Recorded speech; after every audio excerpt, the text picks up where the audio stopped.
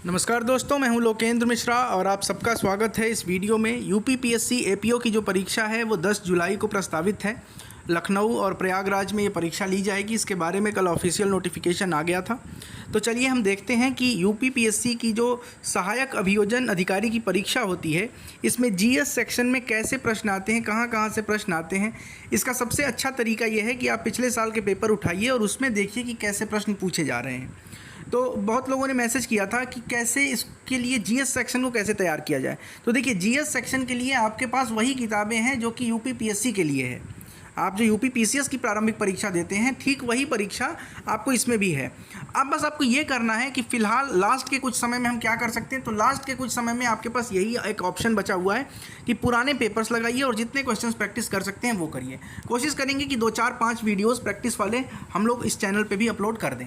तो चलिए शुरुआत करते हैं। परीक्षा 2018 की थी और 16 फरवरी 2020 को ये परीक्षा आयोजित की गई थी। पहला प्रश्न आप देख सकते हैं यहाँ पे आपकी स्क्रीन पे। 1977 में चेचक का अंतिम प्राकृतिक रोगी निम्नांकित में से किस देश में प्रतिवेदित किया गया था। इसका जो करेक्ट आंसर है वो है सी।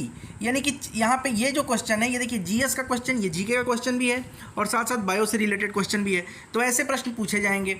दूसरा प्रश्न देखिए, आप इसके बारे में थोड़ा सा डिटेल भी समझ लीजिए। चेचक जो है वो वेरोला वायरस के कारण होती है। 3000 वर्षों से ये मौजूद है।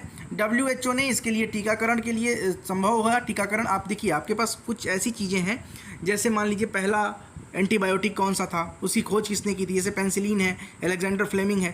फिर चेचक का टीका किसने किया, पोलियो का टीका किसने डेवलप किया। ये सारी चीज़ें आपको याद करनी पड़ेंगी, ठीक है। तो वर्ष 1977 में चेचक का अंतिम प्राकृतिक रोगी सोमालिया में प्रतिवेदित किया गया था और 1979 में चेचक को आधिकारिक तौर पर समाप्त कर दिया गया।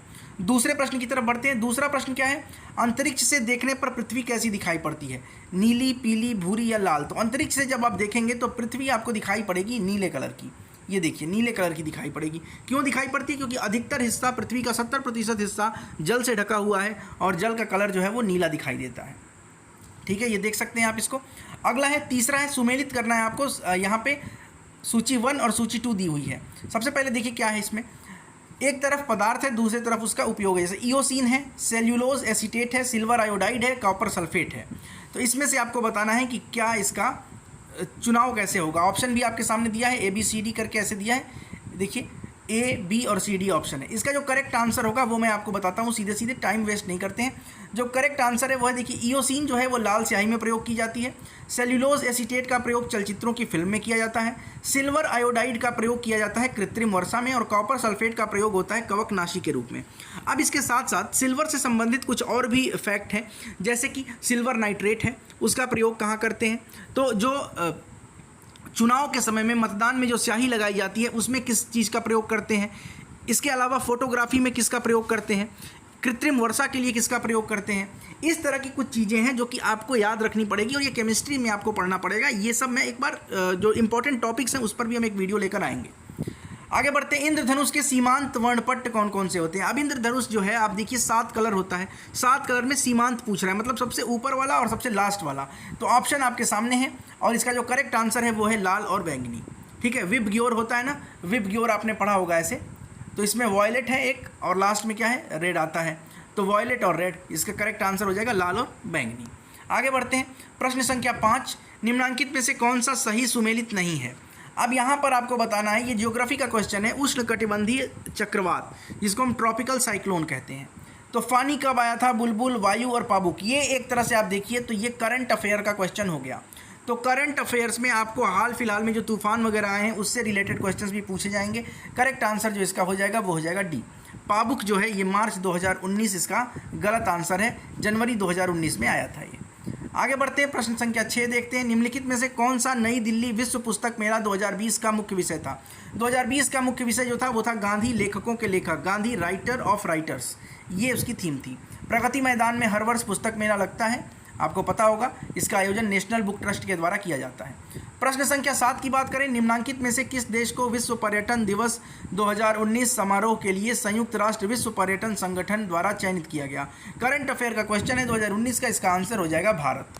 खैर आगे बढ़ते हैं। ये भी करंट अफेयर। अपने देश की राष्ट्रीय स्वास्थ्य सेवा में रिक्त पदों को विदेशी डॉक्टरों और नर्सों द्वारा भरे जाने के उद्देश्य से किस देश ने 19 दिसंबर 2019 को फास्ट ट्रैक वीज़ा देना की प्रणाली शुरू की थी। तो इसका आंसर ब्रिटेन हो जाएगा। अब ये मैं इसको एक्सप्लेन नहीं कर रहा हूँ, करंट अफेयर 2019 वाला है, अब आपको 2022 चल रहा है, 2021 का करंट अफेयर पढ़ना पड़ेगा।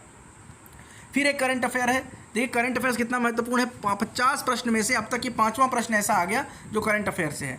2 से लेकर 13 दिसंबर 2019 तक संपन्न हुए COP25 में भाषण देने वाली सबसे कम उम्र की महिला, उस समय ये जो थी वो लिकिप्रिया कंगुजुम थी। देखिए यहाँ पे लिकिप्रिया कंगुजम भारत की हैं। और ग्रेटा थनबर्ग का नाम भी आपको याद रखना है, टाइम्स मैगजीन ने इनको किस वर्ष दिया था पर्सन ऑफ द ईयर, वो भी आपको याद रखना है। इन्होंने भी भाग लिया था, हाउ डेयर यू करके इन्होंने जो भाषण दिया था वो काफ़ी प्रसिद्ध हुआ था। उसके बाद बात करें निम्नलिखित में से कौन सा कथन सही है, ये संविधान से प्रश्न है। संविधान के अनुच्छेद 108 द्वारा लोकसभा एवं राज्यसभा की संयुक्त बैठक का अनुमोदन किया गया है। दूसरा स्टेटमेंट है, लोकसभा एवं राज्यसभा की प्रथम संयुक्त बैठक 1961 में हुई और उपराष्ट्रपति दोनों सदनों की संयुक्त बैठक बुलाते हैं। कौन सा सही है? देखिए तीसरा जो है वो तो क्लियरली गलत हो गया, तीसरा तो गलत हो ही गया।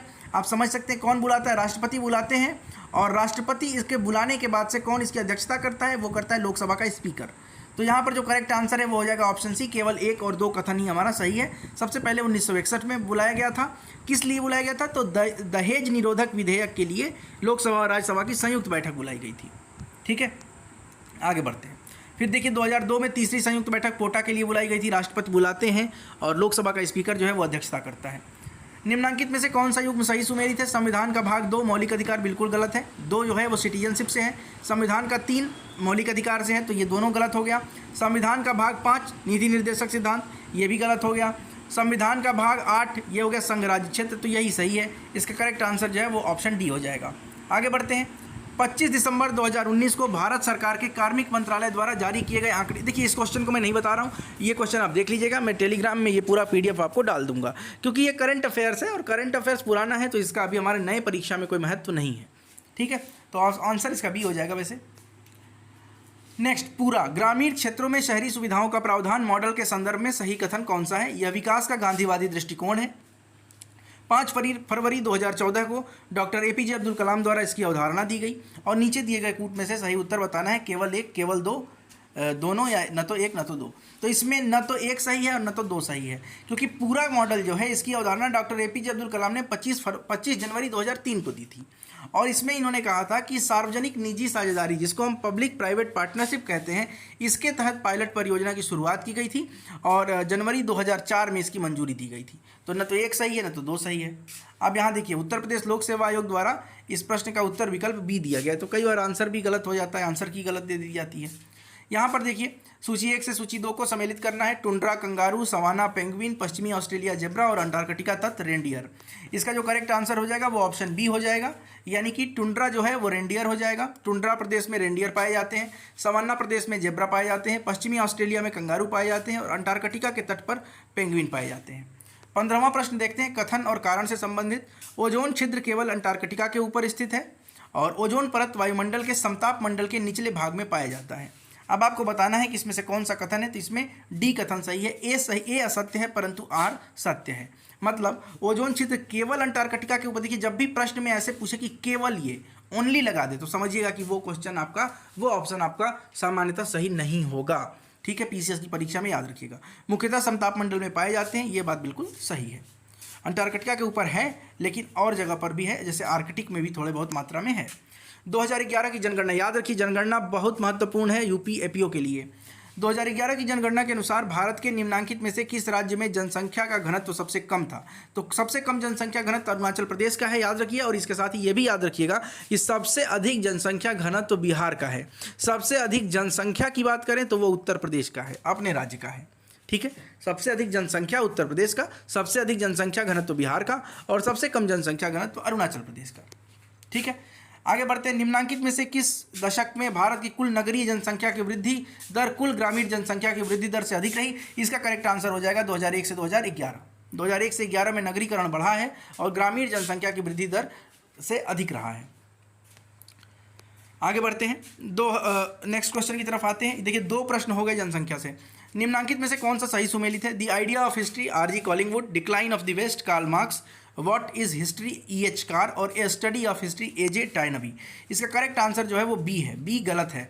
डिक्लाइन ऑफ द वेस्ट जो है वो कार्ल मार्क्स की रचना नहीं है बल्कि ओस्वाल्ड स्पेंगलर की रचना है। ठीक, आगे बढ़ते हैं। निम्नांकित में से कौन सा स्तूप स्थापत्य का अंग नहीं है? जंघा, मेधि, अंड और हर्मिका। इसका आंसर हो जाएगा ए, जंघा। फिर आगे बढ़ते हैं हम। विजयनगर साम्राज्य के शासक कृष्णदेव राय का संबंध किससे था? तो संगम वंश, तुलु वंश, अराविडु और सालू। देखिए याद रखिएगा, संगम वंश जो है, सॉरी, विजयनगर का जो साम्राज्य है, ये जनरली 4 वंश इसमें आए थे। जैसे हम दिल्ली सल्तनत की बात करते हैं तो दिल्ली सल्तनत में कई वंश आए, जिसमें कि पहला कौन सा था? पहला था स्लेव डायनास्टी, गुलाम वंश, उसके बाद आता है खिलजी, फिर आता है तुगलक, फिर सैयद और फिर आता है लास्ट में लोधी वंश। ठीक वैसे ही दक्षिण भारत में भी विजयनगर साम्राज्य जो था, उसको आप अगर दिल्ली सल्तनत से कंपेयर करिए तो वहाँ पर भी 4 अलग अलग राजतंत्र राज करते हैं, 4 अलग अलग वंश राज करते हैं। संगम वंश, तुलु, सालू और अराविडु वंश राज करते हैं। इनके बारे में एक बार आप जरूर पढ़ लीजिएगा कि कौन सा पहले था, कौन सा बाद में था। इसमें जो विजयनगर के जो साम्राज्य के जो कृष्णदेव राय थे, ये बिलोंग करते थे तुलु वंश से। 1500 देख लीजिए, 1509 से 1529 ईस्वी का इनका संबंध तुलु से था। और वीर नरसिंह जो थे वो सालू वंश के अंतिम शासक थे, और वीर नरसिंह को ही हटा करके इम्माडी नरसिंह को, मतलब देखिए यहाँ पे समझिएगा इस बात को, वीर नरसिंह जो थे उन्होंने सालू वंश के अंतिम शासक इम्मादी नरसिंह को पदच्युत किया था, मतलब हटाया था और अपने वंश की स्थापना की थी। ठीक है, तो यहाँ आप देख सकते हैं सबसे पहला संगम वंश था, फिर सालू था, फिर तुलु था और सबसे लास्ट में अराविडु वंश था। निम्नांकित में से कौन सा कथन सही है? अकबर ने हिंदुओं पर लगे जजिया को मार्च 1565 में हटाया था। अकबर ने हिंदुओं पर लगे जजिया को मार्च 1564 में उठाया था। उठाया का मतलब यहाँ पे हटाया है। अब आपको बताना है कि इसमें से कौन सा कथन सही है, तो कथन बी का बिल्कुल सही है। बी का मतलब है केवल 2 सही है। अकबर ने 1563 में, देखिए ये कुछ याद रखिएगा अकबर की नीतियों से संबंधित, अकबर 1562 में अकबर ने हटाया था दास प्रथा। इसके अलावा अगर पूछे कि पर्दा प्रथा अकबर ने कब समाप्त किया, तो वो भी 1562 में ही किया था। फिर 1563 में इसने तीर्थ यात्रा कर समाप्त किया, 1564 में इसने जजिया कर को समाप्त किया, और इसके साथ साथ इसने कुछ और भी काम किए थे, जैसे विधवा विवाह को प्रोत्साहित किया था, बाल विवाह को रोकने की कोशिश की थी, सती प्रथा वगैरह पे रोक लगाने की कोशिश की थी। तो ये सब अकबर के कुछ अच्छे कामों में गिने जाते हैं। आगे बढ़ें। थॉट्स ऑन पाकिस्तान किताब किसकी है? तो ये बहुत आसान है, बी आर अम्बेडकर की किताब है ये। Thoughts on Pakistan B R Ambedkar की किताब। आगे बढ़ते हैं। घटनाओं पर विचार करना है। कौन सी घटना पहले हुई? इलाहाबाद की संधि, सलवाई की संधि, अमृतसर की संधि और मंगलौर की संधि। इनको काल क्रमानुसार व्यवस्थित करना है। अब देखिए ये मॉडर्न हिस्ट्री से प्रश्न हो गया, जब ब्रिटिश साम्राज्य भारत में स्थापित हो रहा था, जिसको हम consolidation and expansion of British empire नाम के चैप्टर के अंतर्गत पढ़ते हैं, तो आप याद रखिएगा इसको कि इलाहाबाद की संधि 1765 में हुई थी, आप सबको याद होना चाहिए। तो इलाहाबाद की संधि 1765 में हुई थी, बक्सर के युद्ध के पश्चात क्लाइव के साथ हुई थी। क्लाइव ने 2 संधियाँ की थी। इलाहाबाद की संधि दरअसल 2 बार हुई थी 1765 में ही। एक संधि हुई थी मुगल सम्राट के साथ और एक संधि हुई थी अवध के नवाब के साथ, तो ये आपको याद रखना है। दूसरे आंग्लो मैसूर युद्ध के बाद समापन हुआ उसका, तो 1784 में मंगलौर की संधि हुई, और पेशवा और अंग्रेजों के मध्य 1782 में सलवाई की संधि हुई। सलवाई की संधि बहुत महत्वपूर्ण है, क्योंकि सलवाई की संधि में ये था कि अगले 20 वर्ष तक मराठा अंग्रेजों के खिलाफ किसी प्रकार का युद्ध नहीं करेंगे। तो इससे मराठा जो थे वो अगले 20 वर्ष के लिए शांत हो जाते हैं, और इस बीच ब्रिटेन को मौका मिल जाता है कि वो अन्य स्थानों पर ध्यान केंद्रित करे, और इसी बीच मैसूर को विजित कर लेता है। आगे बढ़ते हैं। 1809 में रणजीत सिंह के साथ अमृतसर की संधि हुई अंग्रेजों की। तो इस हिसाब से आप देखें तो आंसर सी जो करेक्ट है 1, 3, 4 और 2। निम्नांकित में से 1940 में व्यक्तिगत सत्याग्रह के दूसरे सत्याग्रही कौन थे? तो व्यक्तिगत सत्याग्रह के पहले सत्याग्रही विनोबा भावे थे और दूसरे पंडित जवाहरलाल नेहरू थे। घटनाओं पर विचार करना है। मोपला विद्रोह कब हुआ? तेभागा, चंपारण, बारदोली, इसमें बताना है आपको काल क्रमानुसार। तो देखिए मोपला विद्रोह 1921 में हुआ, चंपारण 1917 में हुआ, बारदोली भी लास्ट में 28 में होता है। तो इसका करेक्ट आंसर 4132 हो जाएगा। 4132। देखिए चंपारण सत्याग्रह 1917 में, महात्मा गांधी का पहला सत्याग्रह बिहार में हुआ। मोपला होता है अगस्त 1921 में केरल के मालाबार तट पर। बारदोली सत्याग्रह 1928 सूरत में हुआ, और इसका नेतृत्व वल्लभ भाई पटेल ने किया था, और इसी के बाद इनको उपाधि मिली थी सरदार की। तेभागा आंदोलन 46 से 47 के बीच में, 1946-47 बंगाल की प्रांतीय किसान सभा द्वारा बटाईदारों के विरोध में किया गया था। बटाईदारों के द्वारा किया गया था। वो मांग कर रहे थे कि उनको ज़मीन की पूरी राइट दी जाए, ओनरशिप राइट दी जाए ज़मीन की। विचार करना है अगला। पाचन तंत्र में भोजन की गति अनैच्छिक होती है। हृदय स्पंदन का नियंत्रण हमारी इच्छा के अधीन है। मस्तिष्क का बायां भाग भाषा से संबंधित होता है। मस्तिष्क का दायां भाग संगीत के रसास्वादन से संबंधित होता है। आपको बताना है कि इन कथनों में कौन सा कथन सही है। ऑप्शन आपके सामने है। सही है 1, 3 और 4। दूसरा गलत है। देखिए हृदय का स्पंदन का नियंत्रण हमारी इच्छा के अधीन कैसे? हम चाहेंगे तो क्या हमारा हृदय रुक जाएगा? नहीं होगा। हृदय अपने आप चलता रहता है। हृदय को रोकना हमारे वश में नहीं है। ये एक अनैच्छिक क्रिया है, ऐच्छिक क्रिया नहीं है। इसलिए दूसरा स्टेटमेंट गलत है। बाकी के तीनों स्टेटमेंट सही है। आगे बढ़ते हैं, कौन सा एंजाइम सही सुमेलित है? एंजाइम पेप्सिन, विटामिन, बायोटीन, बहुलक आरएनए और हार्मोन कोलेस्ट्रॉल। अब यहाँ पर देखिए एंजाइम आपको याद रखना पड़ेगा कि एंजाइम क्या होता है भाई, बायो कैटलिस्ट होता है ये, ठीक है, जैव कैटलिस्ट होता है। अब इस पर जो करेक्ट आंसर होगा, जो सुमेलित नहीं है वो है कोलेस्ट्रॉल वाला। हार्मोन जो है, कोलेस्ट्रॉल जो है वो हार्मोन नहीं होता है, तो आपको ये याद रखना है कोलेस्ट्रॉल हार्मोन नहीं होता है। आगे बढ़ते, पेप्सिन तो एंजाइम होता है, आपको पता ही है। निम्नलिखित में से कौन सा स्वच्छ और हरित ईंधन है? पेट्रोल, सीएनजी, डीजल और जैव ईंधन। देखिए पेट्रोल तो हो ही नहीं सकता है हरित ईंधन, ठीक है, तो पहला एक तो होगा नहीं। दूसरी बात करें डीजल, ये भी नहीं हो सकता है। सीएनजी और जैव ईंधन यही इसका करेक्ट आंसर होगा। आगे बढ़ते हैं, 60 वाट के 2 बल्ब तथा 40 वाट के 2 पंखों को प्रतिदिन 6 घंटे ऑन रखा जाता है। यदि विद्युत शुल्क 5 रुपये प्रति यूनिट हो तो 30 दिन का विद्युत बिल क्या होगा? देखिए ये एक न्यूमेरिकल का क्वेश्चन हो गया है इलेक्ट्रिसिटी से, फिजिक्स से। आप यहाँ पर इसको देखिए कैसे करते हैं। 2 बल्ब को ऑन रखने पर कुल विद्युत जो खपत होगी वो किलोवाट घंटा में होगी, तो वाट को अगर हम घंटा से गुणा करके 1000 से डिवाइड कर दें तो किलोवाट घंटा निकल जाएगा, तो इस तरह से 21.6 यूनिट होगा। अब हम बात करें 2 पंखों की, तो उसमें भी सेम वैसे ही करना है, तो 14.4 होगा, फिर दोनों को जोड़ देंगे तो 36 हो जाएगा। अब चूंकि 5 रुपये 1 यूनिट का बिल है तो 36 को 5 से गुणा कर देंगे। तो ये एक बार आप देख लीजिएगा, इस तरह के न्यूमेरिकल भी पूछे जा सकते हैं। मिशन इंद्रधनुष 2.0 का कार्यकाल क्या है? तो इसका आंसर हो जाएगा दिसंबर 2019 से मार्च 2020 तक। फिर बात करें दिसंबर 2019 में भारतीय वायुसेना ने अपने किस लड़ाकू विमान को 27 दिसंबर 2019 से सेवा मुक्त करने की घोषणा की? तो MiG-27 को की थी। आगे बढ़ते हैं, निम्नलिखित कथन सुरेना 4 मानव सदृश रोबोट किससे संबंधित है? इसे तेहरान विश्वविद्यालय ने बनाया है। 100 ध्वनि आदेश को पहचान सकता है, 100 विभिन्न वस्तुओं को पहचान सकता है, या 1 घंटे में 1 किलोमीटर चलने में सक्षम है। इसका करेक्ट आंसर है 1, 2 और 3, चौथा वाला गलत है। इसके बारे में थोड़ा सा समझ लेते हैं, हालांकि ये करंट अफेयर्स का प्रश्न है। तो मानव सदृश रोबोट सुरेना 14 को तेहरान विश्वविद्यालय के वैज्ञानिकों द्वारा बनाया गया। 100 विभिन्न वस्तुओं को और 100 ध्वनियों के आदेशों को पहचान सकता है। 170 सेंटीमीटर लंबा, 70 किलोग्राम वजनी रोबोट है। 1 घंटे में 0.7 किलोमीटर चलने में सक्षम है। आगे बढ़ते हैं हम। खैर ये देखिए यहाँ पर भी बैलोन डी और अवार्ड किसे मिला? बैलोन डी अवार्ड 2021 वाला आप याद करिएगा किसको मिला। उस समय मिला था लियोनेल मेसी को। मिस यूनिवर्स 2019 जोजी बनी टुंजी मिला था किस देश की हैं? तो ये दक्षिण अफ्रीका की थी। किस महाद्वीप की पूछ रहा है? अब आप इसके साथ ये भी याद रखिएगा कि इस बार किसको मिला है? हरनाज सिंधु को मिला है। हरनाज सिंधु कहाँ की हैं? तो भारत की हैं, पंजाब की हैं, भारत के। तो आपको करंट देखिए कम से कम 15 क्वेश्चन करंट से पूछा है मेरे हिसाब से, तो अभी आप देखिए और भी आएगा। निम्नलिखित में से उत्तर प्रदेश पंचायतों की आय के स्रोत क्या है? तो इसका स्रोत क्या है उत्तर प्रदेश में पंचायतों की आय का स्रोत? पशु कर, भवन कर, स्थानीय व्यापार कर। तो देखिए इसमें से अगर हम बात करें पंचायतों की आय का स्रोत, तो इसमें पशु कर, स्थानीय कर, व्यापार कर, भवन कर सभी शामिल होते हैं। इसके अलावा कुछ अन्य भी होते हैं, जैसे ग्राम पंचायत जो है वो अपना टैक्स लगा सकती है, जैसे सड़कों की सफाई के लिए, सिंचाई के लिए ग्राम पंचायत टैक्स लगा सकती है, तो वो सब भी इसके आय के स्रोत हो जाते हैं। तो इसमें दरअसल होना चाहिए था, सभी होना चाहिए था, ये उपयुक्त कर नहीं होगा। अच्छा, कौन सा अपवाद है? तो इसमें से कोई अपवाद नहीं है, इसलिए उपयुक्त में से कोई नहीं, बिल्कुल ठीक है। आगे बढ़ते हैं, निम्नलिखित में से कौन सा समानता का प्रयास संविधान के अनुच्छेद 17 और 18 के द्वारा किया गया है? तो इसका क्लियर है, सामाजिक समानता है। आर्टिकल 17 और 18 आप देख सकते हैं, अनटचेबिलिटी को हटाया गया था और उपाधियों का अंत किया गया।